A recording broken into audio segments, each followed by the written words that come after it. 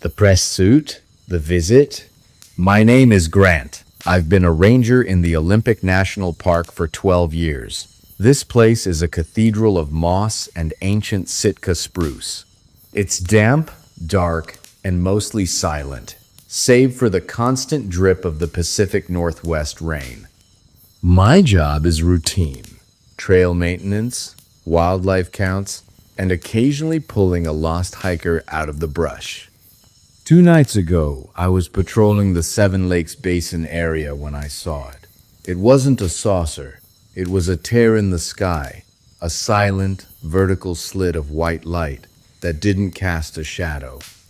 It stayed for exactly 6 seconds before the air seemed to fold in on itself, leaving behind a smell like scorched hair and burnt sugar. I didn't report it. I've heard the stories. I went back to my station, a small cedar shingle cabin 3 miles from the nearest paved road, and tried to sleep. I was making coffee this morning when the silence of the forest changed. The birds stopped. Not just the crows, but the tiny wrens and the distant elk. It was a vacuum of sound, so heavy it made my ears pop. Then, a car engine. A low, smooth purr that didn't sound like a ranger truck or a visitor's SUV. I looked out the window. A black sedan was parked in the gravel turnaround. It was a Cadillac, maybe from the late 60s, but it looked brand new. The black paint was so reflective it looked wet, even though the air was dry. 2 men stepped out. They were identical. Both stood over 6 feet tall, wearing charcoal black suits that were perfectly pressed, not a single wrinkle, despite the long drive. Their white shirts were blindingly bright. They wore narrow black ties. They moved with a strange, synchronized stiffness, their knees not quite bending right, as they walked toward my porch. I stepped out to meet them. "Can I help you, gentlemen? This area is restricted after hours." They stopped. At the bottom of the steps, they didn't look at my face. They looked at my throat. The first thing I noticed was their skin. It was the color of skim milk, waxy and translucent. Then I saw their eyes. They didn't have eyebrows, no eyelashes, no hair on their heads beneath their black fedoras. Their skin was so smooth it looked like molded plastic. "Grant," the one on the left said. His voice was a flat, mechanical monotone. It didn't have an accent. It sounded like a text-to-speech program from 30 years ago. "The weather is very atmospheric today." "Who are you?" I asked, my hand drifting toward my radio. The man on the right tilted his head. The movement was jerky, like a bird's. He reached into his pocket and pulled out a coin. He didn't show it to me. He just rolled it over his knuckles. He did it so fast his fingers became a blur. "We are here to discuss the light in the trees," the first one said. He didn't blink, not once. His eyes were a pale, watery blue, and the pupils were fixed, as if they didn't react to the sunlight. The light did not happen. The light was a meteorological error. "I don't know what you're talking about," I lied. The man with the coin stopped. He looked at my front door. "Grant, your house is made of wood. Wood is very flammable."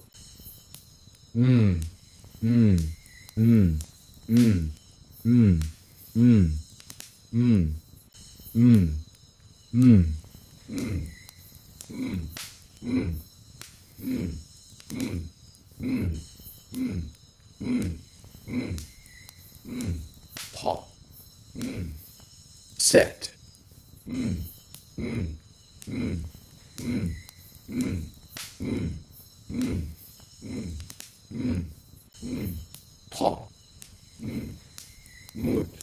It would be an error to keep memories in a flammable place.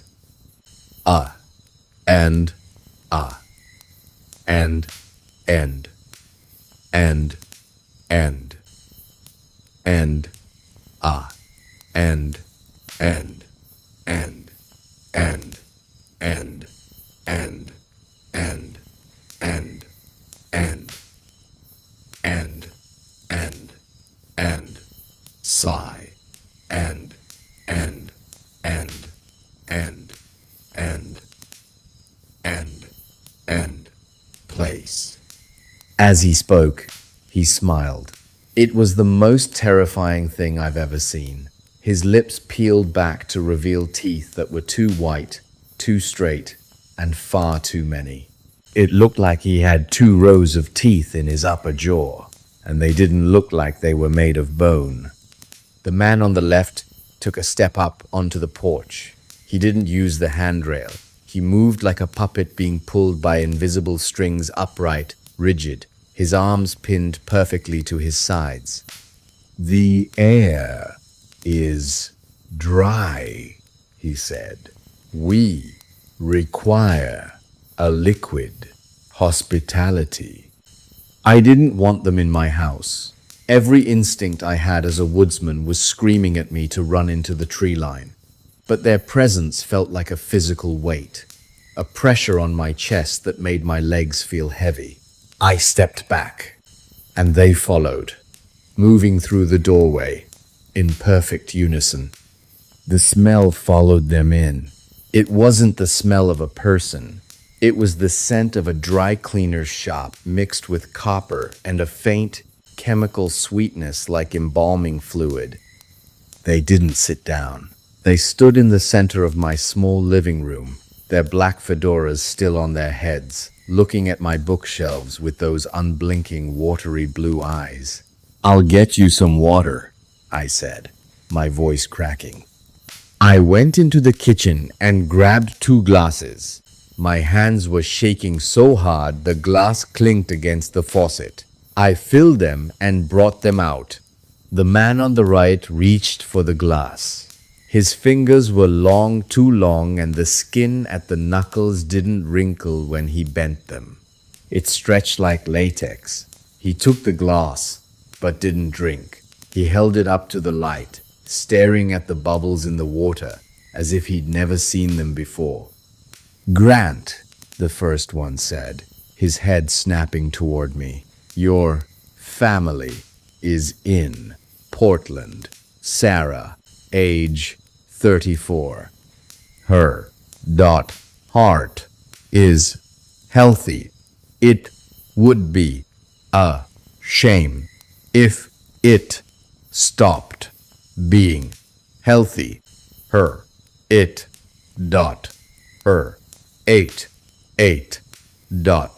healthy. I felt the blood drain from my face. "How do you know my sister?" He didn't answer. Instead, he watched the other man. The man with the glass finally tried to drink. He didn't sip. He opened his mouth wide, wider than a human jaw should go, and poured the entire glass of water directly down his throat without swallowing once. I didn't see his Adam's apple move. I just heard the sound of liquid hitting a hollow container. Splash. He set the glass down on my coffee table. He didn't place it. He let go of it an inch above the wood, and it landed with a precise, clinical tap. "The water is acceptable," he said. His voice sounded different now, wet, as if the liquid was sitting in his throat, vibrating. He reached into his suit jacket and pulled out a small, black notebook. He didn't use a pen. He just ran his fingernail across the page, and a thin, glowing line of blue light followed his touch. "We have an agreement," the first man said, stepping closer. I could see the pores of his skin now, or rather, the lack of them. His face was a smooth, matte surface, like a mannequin. The light in the forest was a reflection of swamp gas. Gas, swamp, gas. Repeat the sequence. It was a reflection of swamp gas, I whispered, the words feeling like ash in my mouth. Again, it was swamp gas. The man with the notebook nodded. He closed it with a sharp snap. Grant, you are a good guardian, but guardians can be replaced if you speak.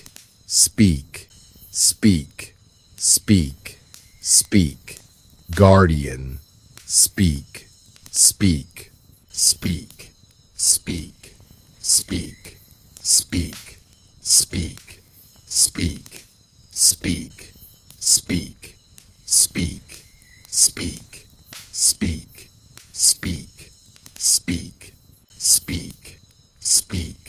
speak. Of the vertical slit, we will return to collect the memory and the container. He looked at my chest when he said container. Then they turned. They didn't say goodbye. They walked out the door with that same synchronized, limpless gait. I stood by the window, watching them get back into the black Cadillac.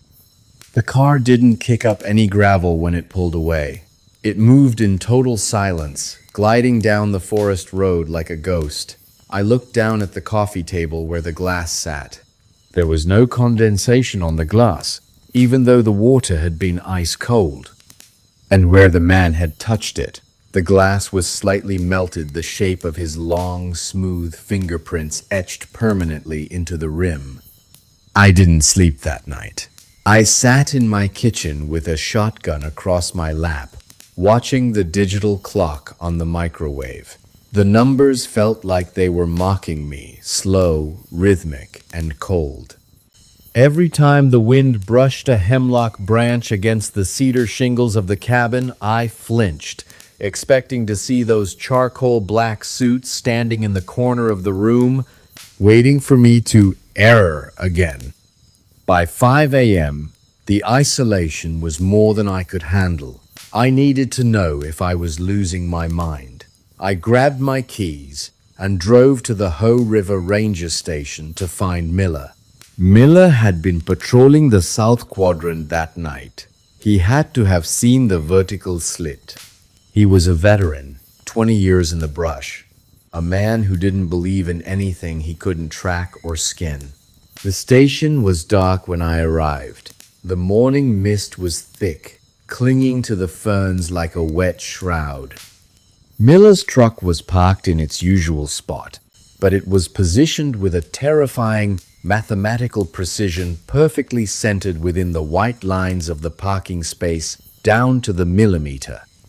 I let myself in with the master key.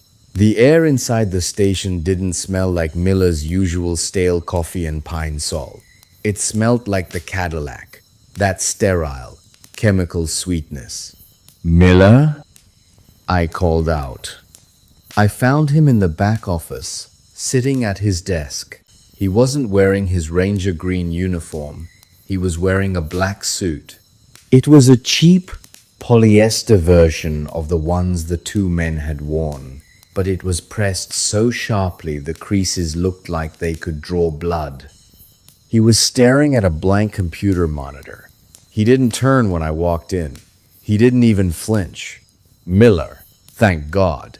Did they come to your place too? The guys in the Cadillac? They threatened Sarah, man. They knew things they couldn't possibly know. Shot. Miller slowly rotated his chair. The movement was a series of tiny staccato jerks. His face was wrong. His eyebrows were gone, leaving behind smooth, waxy ridges of skin. His eyelashes had vanished, making his eyes look like two raw, unblinking marbles pushed into a loaf of dough. "Grant," Miller said. His voice was a flat, tonal match to the men in the car. The gravelly, salt-of-the-earth rasp of my friend was completely gone. The hospitality was provided.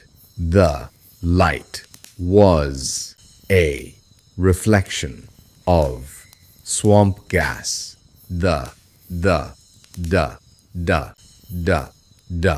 da. Miller, what are you saying? You saw it.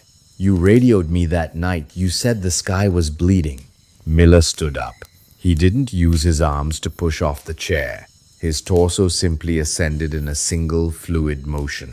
He walked toward me, but his feet didn't seem to hit the floor with any weight. He stopped inches from my face. I could see the skin around his mouth. It wasn't skin. It looked like a fine synthetic mesh that had been vacuum sealed over his skull. The container was compromised, Miller whispered.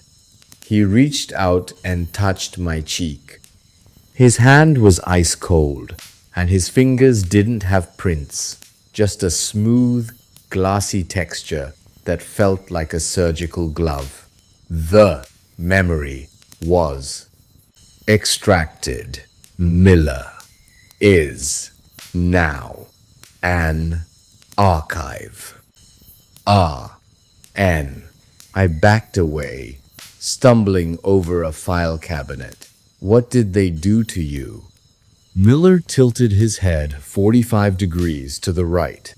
A soft, mechanical clicking sound came from inside his neck.